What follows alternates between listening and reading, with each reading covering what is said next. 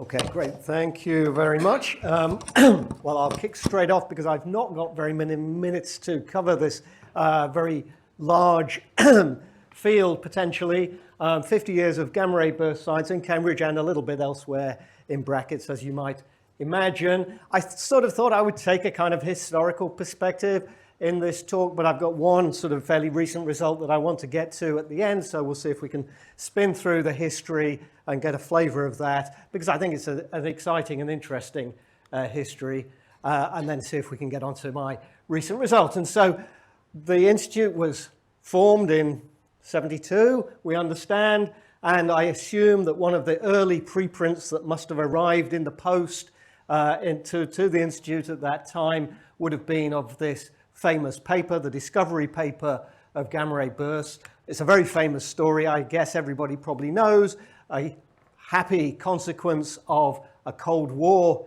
a set of experiments, satellites, which were launched to look for nuclear detonations in space, but instead discovered what we now know of as gamma ray burst, astrophysical sources of short duration flashes of gamma rays. And so there's the very first one that was subsequently identified from as far back as 1967, but the paper didn't hit the preprint racks until 73 there. And within a couple of years, according to Mal Ruderman, there was an explosion of possible explanations for these strange flashes of gamma rays, which were coming from beyond the solar system, but otherwise didn't seem to be narrowed down to anywhere at all. And so he lists a very large number of models that had at least been proposed, and commented at the end that there was at least one he'd thought of that no one seemed to have thought about, which was comets of antimatter falling into white holes, which I believe is still open if anybody is interested in a topic to go for. So rapid proliferation of models, but what did we learn in those early years? And of course, Martin Rees was one of the leading people over those decades where essentially the only information was coming from the gamma rays. We still didn't have any clear idea at all about the distance scale. And so Martin and other people here, he's enjoying the springtime in Cambridge, at the springtime of this field, were able to outline at least the theoretical sort of constraints that any models of gamma ray bursts had to obey, and one of the principal ones of those was the so-called compactness problem, that you have this rapid variability. It implies an intrinsically compact, small engine to produce this, what turns out to be very high amount of energy. And the gamma ray, the high energy gamma rays, of course, are susceptible to opacity just from gamma-gamma collisions, and so that would lead you to expect all the gamma rays to go into pair production. And so the question is how to get them back into a form of gamma rays where in an optically thin regime. And so we now know, of course, that requires ultra-relativistic expansion of that initially compact engine and the release of the radiation by one or more mechanisms further down the line.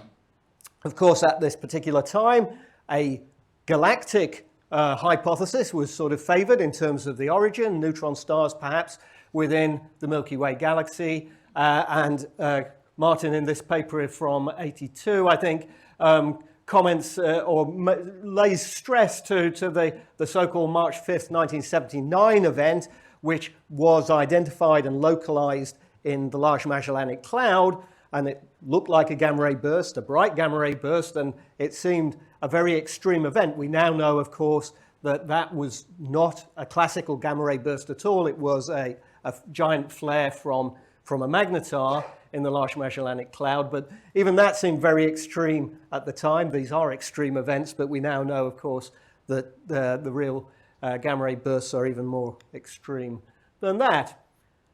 How to make progress? So one of the things you could do was there were at least in those days a small number of gamma ray bursts for which triangulation from timing of the arrival signals at different spacecraft allowed you to reconstruct a localization on the sky after the fact, potentially many months or even years after the fact. And so there were a small number of cases where there were relatively small error boxes on the sky. And we, of course, again, with the benefit of hindsight, know that there would have been no point in going and looking for anything varying on that kind of time scale. But Brad Schaefer had gone through an epic, a heroic process of going through, I think, tens of thousands of photographic plates, essentially looking at those localizations on the sky historically, in the hope that if there was something there that produced a gamma ray burst in the 1970s or 80s, maybe at some earlier point in history, there might be a flash of optical light that would have been detected by chance on one of these plates. And he produced a few potential candidates. And Anna Zykov, who is here, I think, or was here, decided to write a paper pointing out that she didn't think any of them were real. And it turns out, of course, this was entirely correct. These were back in the days when you were using photographic plates, and there were many different kinds of false positive sort of events that could crop up in the emulsion that might give you a wrong signal there. Okay, well, the field moved on in the 1990s, of course, saw very great progress.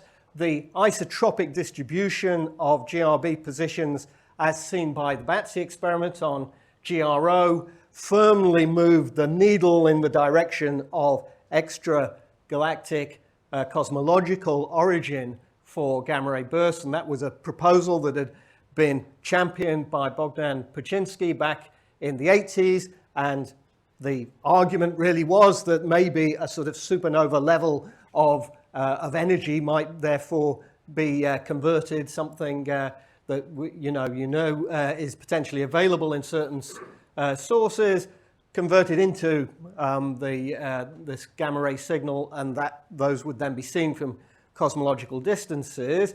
But the jury was still out. There were still people here at the IOA who were making a sort of rearguard fight for a Milky Way model in which maybe the neutron stars in question were ejected to large distances, a large halo around the galaxy, and therefore try to see if at least to test that cosmological hypothesis.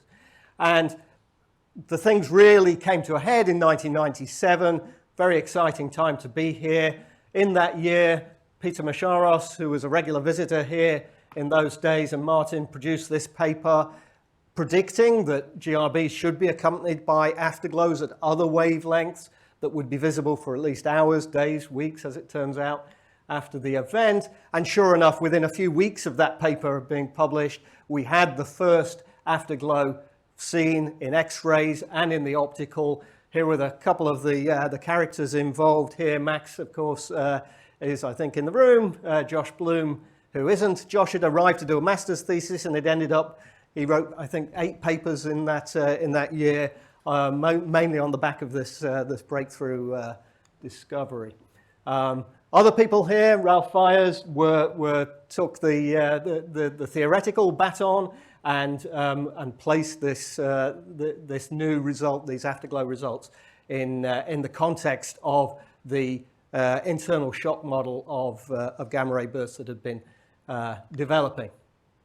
A whole lot of other people who were, at that time at least, early career researchers, got involved. Many of them, some of them are in this room, many of them, it's not exactly their main field, but I think one of the striking things, certainly at the time I was at the IOA, was the extent to which collaboration started. Young people, not necessarily the senior academics, would get together. You would cross-fertilize. You'd maybe make a network which then subsequently gave rise to perhaps very fruitful areas of research, or indeed whole careers. And so I thought I'd highlight some of them, and I'm sure I've missed some people out. But anyway, if you're there, then you can give yourself a clap at the end. Here was a timeline of GRB developments that Josh put together a few years ago for a 50 years of GRB meeting. I'm not going to go through each one of those, just to highlight the pace of progress, and one could choose many different highlights there. Of course, we now have a model, essentially it's Martin's model from the 90s with some extra refinements. We're still working on this. There's still lots of uncertainties about GRB jets, how they're produced, how they're accelerated, exactly what the different radiation mechanisms are, etc., etc. I think I'm going to spin through this. This is just sort of summarizing the state of the art, because I do want to give myself just a minute or two just to describe a recent result, which I think sort of points forward in the direction that we're going to be going in the coming years.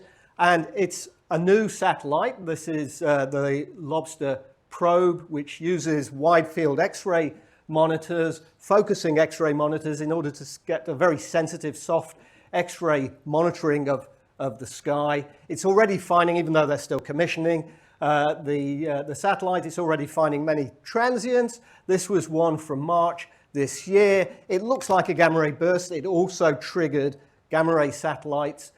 Interestingly, though, several interesting things about it. One is that the X-rays were detected considerably before the gamma rays. We don't know if that's a very common thing, because we've typically not had that soft X-ray capability. Normally that has been, the spacecraft has had to slew in order to see the soft X-rays, so we couldn't tell whether they preceded the gamma rays as well, but it seems they did, and that's illustrated here. The pink band is basically where the gamma ray instruments would have triggered, and the background light curve is the X-ray. The other thing is we got a redshift, and this was the first redshift for an Einstein probe discovery, and it was 4.9. So this is interestingly distant in redshift. And the spectrum is also interesting in that it has a very low H1 column density from the Lyman alpha damping wing that you see there. And that's unusual for GRBs. Some of you in the room will know that I usually show this plot and bang on about it. In this particular case, typically we see large column densities in gamma ray burst afterglow spectra, indicating high columns, low escape fraction. In this case, we actually see Lyman continuum escaping. You can see just there. And so this may be a sort of indicative of a population that we're still hoping to find up here at redshift 6 or 7 or 8 during the era of reionization, places, sites of massive star formation where the escape fraction is high enough to give rise to reionization. So I'll just finish. I'll say very simply 2 bullet points. One is it's been a very interesting 50 years, and the other one is I'm looking forward to the next 50 years, which hopefully will be equally exciting with all of these new instruments and missions that are coming along.